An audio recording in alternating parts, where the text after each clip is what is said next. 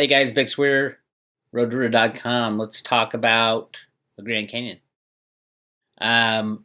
So Dick Allgaier has posted his discussion with Clif High about the remote viewing session of my target of how the Grand Canyon was formed and how those interesting formations within the Grand Canyon, the pyramids within the Grand Canyon, were formed. I thought that would be a good way to get to what was really going on in the Grand Canyon. And those of you who have watched, there's a trailer. Here, I'll just play the trailer. Actually, I'll play it right here. It's a good trailer. So when you saw Daz Smith's session on the Grand Canyon, you must have gone, aha! Big light bulb, the whole deal. Correct. Yeah. Hi there. I'm Dick Allgaier. Look how handsome he is. When we set out to work a remote viewing target or project, the remote viewers aren't told anything about it. We're only given a set of random letters or numbers. In fact, we don't even know who we're working for. Well, it turned out in this case, we were working a mystery involving the Grand Canyon. Now, I'm not a Grand Canyon mystery researcher. What I know about it is what I've remote viewed. But it turns out this is quite an interesting project. You see, there are many theories about what created this wonder of our planet. Accepted mainstream science says slow erosion over eons, but there are other theories. One theory involves tectonic upheaval, releasing a vast amount of water which carved the canyon suddenly. The so-called thunderbolt theory postulates that an electric or plasma discharge between the planets created both the Grand Canyon and Valles Marineris on Mars.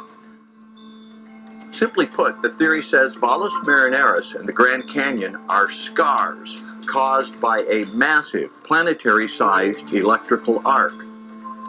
Given the creation of the Grand Canyon as a blind target, would a remote viewer see a massive energy event? When investigating the Grand Canyon, researchers come up with a number of interesting data points that push the boundaries of both history and science.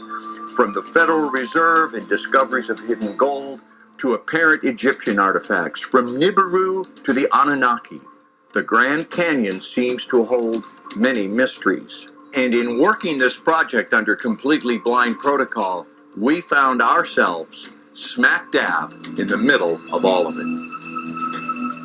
So exciting. Yeah, it was a very cool project. The question that comes up, and if you guys are not yet, make sure if you want to watch the entire project, along with everything else that they have on this channel, go to the Patreon crypto viewing channel and sign up. I think it's $10 now a month. And you can quit after a month or keep going, and all kinds of cool things on this channel. I am a subscriber, my own hard-earned $10 a month. And then so after this, Clif and Dick discussed the remote viewing session. Clif gave more science behind how the the lightning bolt theory. I didn't know it was called the lightning bolt theory. But if you watch the session, there could be some intelligence behind the electrical discharge that potentially caused the Grand Canyon, and there's definitely intelligence behind the structures that formed on the bottom of the Grand Canyon. And yes, there are pyramids within the Grand Canyon. They're even called after Egyptian gods. So check it out.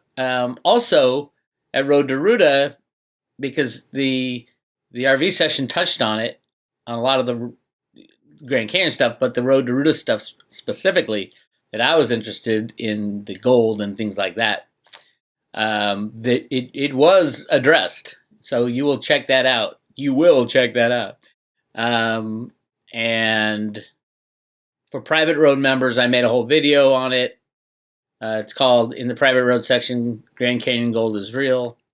There's some pictures of gold that were RV'd, so go check that out.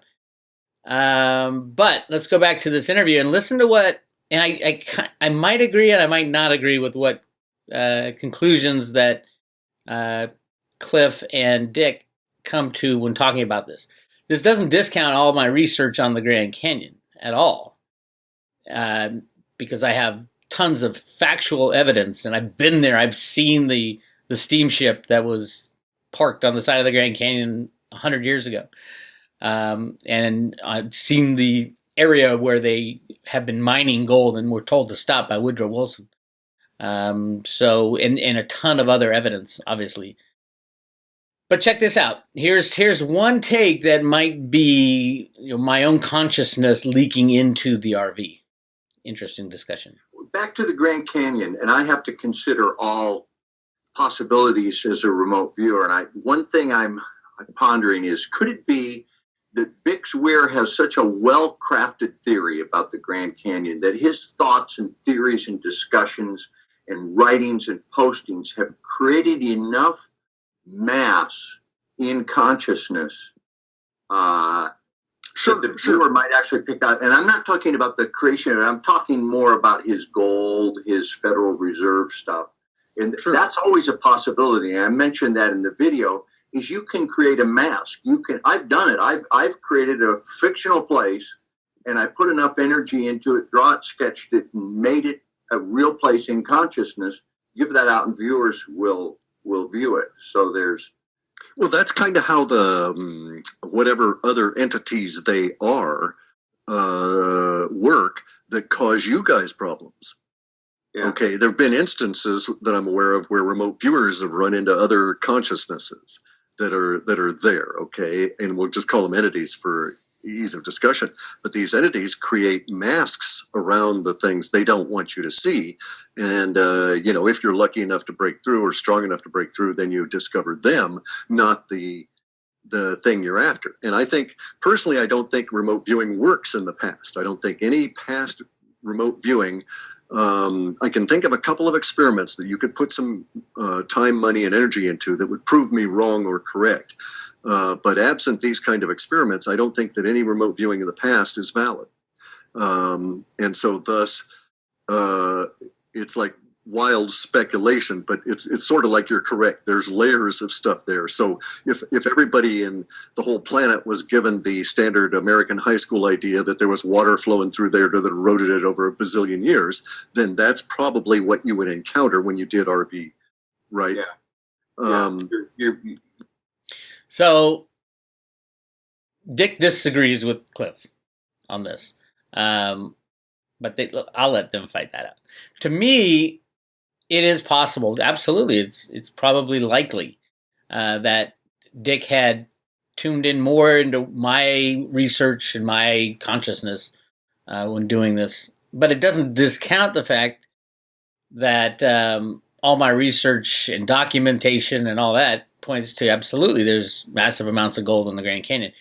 But the question of what gold is it formed in comes into play also, because there is talk of already formed bars within the pyramids within the Grand Canyon and things like that.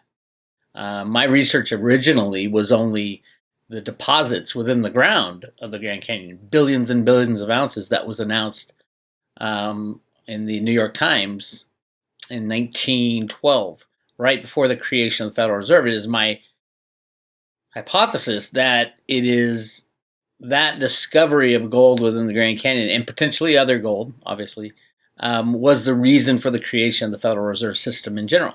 Because Woodrow Wilson, we all know, was very much anti-banker, and yet he's the guy who signed it into law. He could have said, no, this is ridiculous. Something scared him into signing it into law, and that was the introduction of billions of ounces of gold into a system that only had, I think it was 120 million ounces in circulation as money at the time. So it would have been an extremely hyperinflationary event back in the early 1900s, and that's what freaked him out and freaked out everybody who had wealth. Thus, the creation of the Federal Reserve System and all the machinations of what went on after that. Anyway, one interesting thing that I found is a YouTube channel that had posted a gold in the Grand Canyon RV. And to me, right away, I'm like, oh my God, because this is done before the RV with Dick, this is more proof outside of me that there was gold in the Grand Canyon. So this was posted in April 2018 when the RV was done in July of 2015. Now, I did contact the guy who did the RV, Damien Questany, and we had a discussion about it. And this RV was done years ago, absolutely. But there might be some overlap in that it was done for some people interested in gold and silver markets. They probably knew of my work back then. So that could be the overlap. But definitely got many of the same elements within this RV. The pyramid, the all-seeing eye, gold certificates. This is the 1934 bonds and all that. So really interesting stuff. What is the truth? I think the truth is that you can't rely solely on remote viewing to say, oh, this must have happened. This must be fact. You have to do the research and find the documentation and all that, which I have done. So it was kind of like I didn't need RVs to prove the gold in the Grand Canyon theory. It was just nice to have, and in addition, and it's very theatrical because Dick is such a good showman. So yeah, if you're interested, definitely sign up for Crypto Viewing Patreon channel. You can watch the whole thing. It's called Answers in Time, Remote Viewing the Grand Canyon Mysteries. And then at Road to Ruta in the private road section, I got a couple videos breaking down how they jive with the Road to Ruta theory. Yeah, that's your update. This is Big Swear. And if I am correct, and this gold is being saved for a time in the future for the United States and probably for the rest of the world, with the crashing of the old system, there'll be the revelation of, oh, by the way, not only do we have all Satoshi's cryptos, but we have these billions and billions and billions of ounces of gold that were saved for us for over 100 years within the Grand Canyon that we can use as money as well. And then you got to pick what your money is, what kind of money you want to use, and that'll be interesting. Anyway, this is Big Swear. I'll talk to you guys later.